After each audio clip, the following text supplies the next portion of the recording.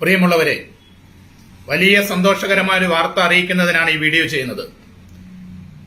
കേന്ദ്ര സർക്കാരിന്റെ മാനദണ്ഡപ്രകാരമുള്ള EW സർട്ടിഫിക്കറ്റിന് വേണ്ടി കാത്തിരിക്കുന്ന എല്ലാ ഉദ്യോഗാർത്ഥികൾക്കും എല്ലാ വിദ്യാർത്ഥികൾക്കും സന്തോഷകരമായ ഒരു വാർത്തയാണ്.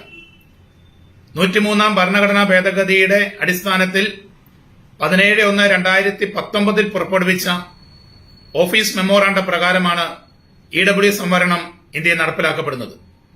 ആ EW സംവരണം കേന്ദ്ര സർക്കാരിന്റെ മാനദണ്ഡ പ്രകാരം ലഭിക്കണമെങ്കിൽ ഉള്ള നിബന്ധനകൾ നമുക്കറിയാം. വാർഷിക വരുമാനം 8 ലക്ഷം രൂപയിൽ കവിയരുത്, ഭൂസ്വത്ത് 5 ഏക്കറിൽ കവിയരുത്, ഹൌസ് വീട് flat 1000 square feet കവിയരുത്.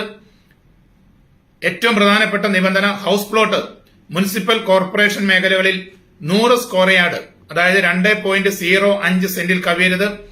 ഗ്രാമപഞ്ചായത്തുകളിൽ 200 square yard അതായത് 4.1 സെന്റിൽ കവിയാൻ പാടില്ല. ഈ മാനദണ്ഡങ്ങളിലെ ഏറ്റവും അവസാനത്തെ മാനദണ്ഡമായ ഹൌസ് പ്ലോട്ട് അത് മലയാളികളായ നമ്മളെ സംബന്ധിച്ചിട്ട് കേന്ദ്ര മാനദണ്ഡ പ്രകാരമുള്ള EW സർട്ടിഫിക്കറ്റ് കിട്ടുന്നതിന് ഒരു ബാലികേറ മലയായിരുന്നു.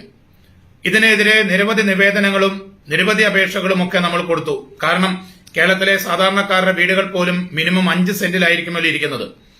ഈ നൽകിയ നിവേദനങ്ങളുടെയൊക്കെ അടിസ്ഥാനത്തിൽ കേന്ദ്ര പേഴ്സണൽ മന്ത്രാലയം പബ്ലിക് ഗ്രീവൻസസ് പുറപ്പെടുവിച്ച 19/9/2022 ഉത്തരവ് പ്രകാരം അതിനകത്ത് ഒരു ഇളവ് നൽകുകയുണ്ടായി. ഈ മാനദണ്ഡത്തിൽ ആ ഇളവ് ഇങ്ങനെയാണ്: ഫ്ളാറ്റുകളാണെങ്കിൽ ഫ്ളാറ്റുകളുടെ ബിൽറ്റപ്പ് ഏരിയയും, ഹൌസ് പ്ലോട്ടുകളാണെങ്കിൽ അതിന്റെ കവേർഡ് ഏരിയയും, പഞ്ചായത്ത് മുനിസിപ്പാലിറ്റി നിയമം അനുസരിച്ചുള്ള അൺകവേർഡ് ഏരിയയും മാത്രം റെസിഡൻഷ്യൽ ഏരിയയായി കണക്കാക്കുമെന്നും അതിനോട് ചേർന്ന് കിടക്കുന്ന കൃഷികാര്യങ്ങൾക്ക് ഉപയോഗിക്കുന്ന സ്ഥലം കൃഷിസ്ഥലമായി കണക്കാക്കാവുന്നതാണെന്നും പറഞ്ഞുകൊണ്ടാണ് സംസ്ഥാനങ്ങൾക്ക് അവരെ ലെറ്റർ അയച്ചത്.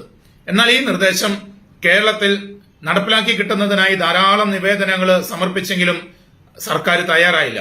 അതുകൊണ്ട് തന്നെ ഈ ഇത്തരത്തിലൊരു ഉത്തരവിലൂടെ ഗുണം ലഭിക്കേണ്ട വിദ്യാർത്ഥികൾക്കും അപേക്ഷകർക്കും ഒന്നും കിട്ടാതെ വന്നു. ഇതിനെതിരെ ചർച്ചുവാളിന്റെ നേതൃത്വത്തിൽ ചർച്ചുവാളിന് വേണ്ടിയിട്ട് നമ്മൾ തന്നെ അഡ്വക്കേറ്റ് ജസ്റ്റിൻ പള്ളിവാതുക്കൽ ഹർജിക്കാരനായിട്ട് ബഹുമാനപ്പെട്ട കേരള ഹൈക്കോടതിയിൽ WPC നമ്പർ 43-519 നമ്പറായി നമ്മളൊരു റിട്ട് പൊതുതാൽപര്യ ഹർജിയായി ഫയൽ ചെയ്തു. ഈ ഹർജിയിൽ ഈ റിട്ട് പെറ്റീഷനിൽ 19/9/2022 ഉത്തരവ് നടപ്പിലാക്കണം, അത് 2 മാസത്തിനുള്ളിൽ നടപ്പിലാക്കണമെന്ന് ആവശ്യപ്പെട്ടുകൊണ്ട് 29/2/2024 ബഹുമാനപ്പെട്ട കേരള ഹൈക്കോടതി ആ ഹർജി തീർപ്പാക്കി. തുടർന്ന് സർക്കാരിന്റെ നടപടിക്ക് വേണ്ടി കാത്തിരുന്നെങ്കിലും അത് ലഭിക്കാതെ വന്നതിനെ തുടർന്ന് നടപ്പിലാക്കാതെ വന്നതിനെ തുടർന്ന് വീണ്ടും നമ്മൾ കോടതിയലക്ഷ്യ ഹർജിയുമായിട്ട് കേരള ഹൈക്കോടതിയെ സമീപിച്ചു. COC number contempt of court cases number 1177/2024 ആയിട്ട് നമ്മൾ 24/5/2024 ഹൈക്കോടതി കേസ് കൊടുത്തു. ആ ഹൈക്കോടതിയിൽ നമ്മൾ കൊടുത്ത കണ്ടംപ്റ്റ് ഓഫ് കോർട്ട് ഇപ്പോഴും പെൻഡിംഗ് ആണ്.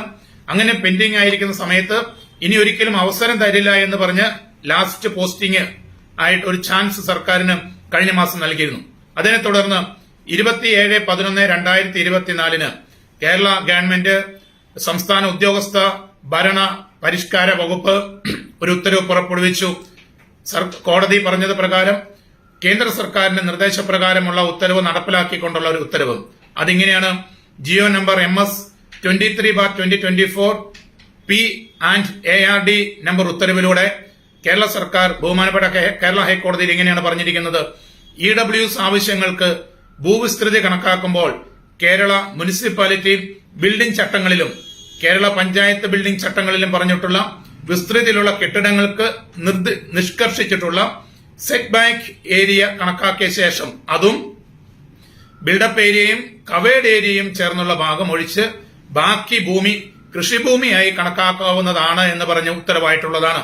ഇനി മുതൽ EWS സർട്ടിഫിക്കറ്റിന് വേണ്ടി കേന്ദ്ര സർക്കാരിന്റെ മാനദണ്ഡ പ്രകാരമുള്ള സർട്ടിഫിക്കറ്റിന് വേണ്ടി അപേക്ഷിക്കുന്ന ഓരോ വ്യക്തികളും തീർച്ചയായിട്ടും ഈ ഉത്തരവ് ഹൃദയത്തിലുണ്ടായിരിക്കണം. ഇത് പ്രകാരമാണ് ഇനി നമുക്ക് ഉത്തരവ് ലഭിക്കുക. ഈ ഉത്തരവുകൾ എല്ലാ കളക്ടർമാർക്കും എല്ലാ ഡിപ്പാർട്ട്മെന്റുകളുടെ സെക്രട്ടറിമാർക്കും ചീഫ് സെക്രട്ടറിക്കും അതുപോലെ RDOമാർക്കും എല്ലാം അയച്ചു കൊടുത്തിട്ടുണ്ട്. അതുകൊണ്ട് ഇത് കിട്ടിയില്ല എന്ന് പറഞ്ഞ് ആർക്കും ഒഴിവാക്കാൻ പറ്റത്തില്ല. 27/11/2024 ഉത്തരവ് പ്രകാരം 23/2024 MS നമ്പർ ജിയോ ഉത്തരവ് പ്രകാരം ഇത് കേരളത്തിൽ സർക്കാർ നടപ്പിലാക്കി.